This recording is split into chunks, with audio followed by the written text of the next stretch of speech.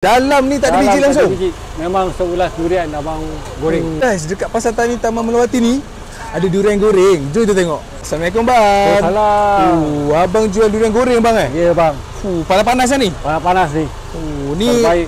Apa special pasal durian goreng abang ni? Okey, ini durian D24. Di 24? D24. Bukan kaleng-kaleng punya durian. Bukan kaleng-kaleng. Dalam tak ada biji. Dalam ni tak ada biji langsung? Tak ada biji. Memang seulas durian abang goreng. So ni kira macam mana bang? Okey, ini kira seulas RM2. Sebelah RM2. Kalau 5 beli 10 lah.